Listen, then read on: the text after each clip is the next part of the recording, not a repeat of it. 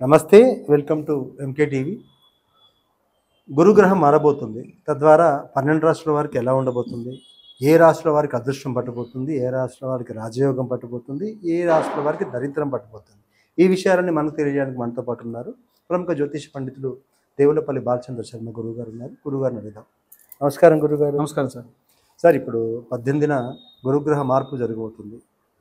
ఎందుకంటే ప్రతి సంవత్సరం గురువు ఒకసారి మారినా ఈసారి 3 సార్లు మారబోతున్నాడు. ఈ గురు మార్పు వల్ల వృషభ రాశి వారికి ఎలాంటి ప్రభావం పడబోతుంది? వృషభ రాశి వారికి సంబంధించి గురువు 3వ స్థానంలో సంచారం చేస్తూ ఉన్న కారణం చేత అసలు మనకు మొట్టమొదలు ఏమిటంటే గురువు అనేటువంటి వాడు 2వ, 3వ, 5వ, 7వ, 9వ, 11వ స్థానంలో లాభిస్తాడు. మిగిలిన స్థానానికి సంబంధించి లాభము కంటే కూడా ఏమిటంటే ఏవైనా సరే కొన్ని ఇబ్బందులు, కాస్త ఇబ్బంది పెట్టడాలు, ఆలస్యం చేయడాలు, డబ్బు ఇచ్చేటువంటి వాళ్ళు ఇవ్వకపోవడం ఇలాంటివి జరుగుతాయి. 3వ స్థానంలో గనక ఈ యొక్క గురుగ్రహ సంచారం చేయడం వలన అతిక్లేశం, బంధువైరం, దారిద్ర్యం, దేహపీడనం, ఉద్యోగ భంగం, కలహం, తృతీయం స్థానే గురువు. 3వ రాశిలో గురువు సంచారం చేస్తున్న కారణం చేత శారీరక శ్రమ పెరుగుతుంది. అలాగే చుట్టాలందరిలో ఎవరైనా ఒకరితో కాస్త వైరుధ్యం కూడా జరిగే అవకాశం కనిపిస్తూ ఉంది. కాస్త ఏవైనా సరే ఉద్యోగ వ్యాపారాల్లో అనుకున్న దానికంటే ఎక్కువ కాస్త నష్టం కూడా ఉంటుంది. శారీరక శ్రమ, బాధలు కూడా అధికంగా ఉంటాయి. వీలైనంత వరకు వీరు శివ అభిషేకము, రుద్రాభిషేకం లాంటివి చేసుకోవడం విశేష సత్ఫలితాలను ఇస్తుంది. గురుగ్రహ మార్పు వల్ల వాళ్ళ పడే ప్రభావాన్ని తెలియజేశారు. ఇది ఎన్ని రోజుల వరకు ఆ గ్రహాలపై ప్రభావం ఉంటుంది? వాస్తవంగా గురువు, శని ఇద్దరు కూడా కాస్త ఆలస్యంగా గమనం చేసేటువంటి వాళ్ళు. అంటే దీన్ని బట్టే వీరి యొక్క దశాకాలం కూడా ఏర్పడి ఉంటుంది.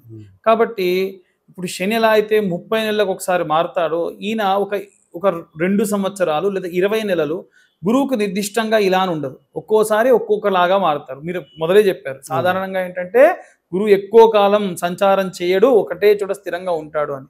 కానీ ఈసారి మాత్రం 20 నెలలలో మళ్ళీ మార్పు అనేటువంటిది ఏర్పడుతూ ఉంది. కాబట్టి ఈ సంవత్సరం మళ్ళీ గురువు మారడు, మళ్ళీ వచ్చే సంవత్సరానికి గురువు మారేటువంటి అవకాశం ఉంది.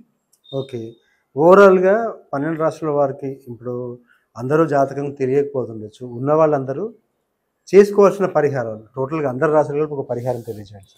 దక్షిణామూర్తికి సంబంధించినటువంటి స్తోత్రం. ఎందుకంటే గురువు అంటే దక్షిణామూర్తి. అయితే మనకు దక్షిణామూర్తి మళ్ళీ ఆల్టర్నేట్ ఏంటంటే బృహస్పతి గురువు. తల్లిదండ్రులు అందరూ కూడా పిల్లల కోసం చెయ్యాలి, నేను ఏదైనా రెమెడీ చేయాలి అనుకునే వాళ్ళు ఉంటారు. కాబట్టి బుధవారం రోజు రాత్రిపూట 110 శనగలు నానబెట్టండి. కొంచెం పెద్ద శనగలు అయితే మంచిది. ఎందుకు అంటే ఆ శనగల్ని మీరు సూది దారంతో కుచ్చాలి మరుసటి రోజు పొద్దున్నే గురువారం నాడు. అలా గురువారం నాడు సూది దారంతో కుచ్చి ఒక 110 శనగల్ని కూడా ఒక దండలా చేసి నవగ్రహాల్లో గురుగ్రహానికి ఆ దండ ఉదయం 7:25 లోపు వేయాలి. హోరాకాలం మారే లోపు వేస్తే మంచిది. ఇలా వీలైనన్ని వారాలు లేదా ఒక 5 వారాల పాటు, 11 వారాల పాటు, ఇప్పుడు ఈయన సంఖ్య ఏదైతే ఉందో 2, 5 అనేది 5, 7, 9, 11 ఏదైతే ఉందో అన్ని వారాల పాటు 2 వారాలు కానీ, లేకుంటే 5 వారాలు కానీ, లేకుంటే 7 వారాలు కానీ, లేకుంటే 9 లేదా 11 వారాల పాటు మీ పిల్లల అభివృద్ధి కోసం ఏ తల్లి కానీ తండ్రి కానీ వెళ్ళి నా కొడుకుని నువ్వు బాగు చేయయ్యా అని అడిగితే గురువు చేయకుండా ఉండడు. ఎందుకంటే గురు మంత్రంలోనే ఉంటుంది, సదాచార్యాయ, సత్య సంభాషిణాయ, సుర పూజితాయ, బాలారిష్టాన్, జాతకారిష్టాన్ నాశయ నాశయ, సుఖమారోగ్యమైశ్వర్యం దాపయ దాపయ. ఎంత పెద్ద అరిష్టం ఉన్నా, ఎంత పెద్ద దోషం ఉన్నా తల్లి కానీ తండ్రి కానీ గురువు దగ్గరికి వెళ్ళి అయ్యా నా కొడుకునికి మంచి చెయ్యి అని అంటే ఇక ఆయన చెయ్యకుండా ఉండడు అనమాట. ఆ అంత అరిష్టాన్ని కూడా నరికేసి మంచి చేసేటువంటి ఏకైక గ్రహం గురువు. కాబట్టి జాతకంలో ఒక్క గురువు బాగుంటే తల్లి చేసిన మేలు మళ్ళీ గురువు చేస్తాడు అంట. కాబట్టి ఈ యొక్క రెమెడీ చేయడం మంచిది. ఇంకా మేము ఏదైనా చేద్దాం, ఇంత శక్తి ఇస్తాడు కదా గురువు అంటే ఒక్క పిరికెడు శనగలు గోల్డ్ కలర్ క్లాత్లో వేసి దీపం పెట్టండి ఆయన దగ్గర. ఆ దీపం కూడా orange colour or gold colour క్లాత్లోనే ఉండాలి. ఆ కింద పెట్టే క్లాత్ కూడా గోల్డ్ ఆర్ ఆరెంజ్ కలర్లో ఉండాలి.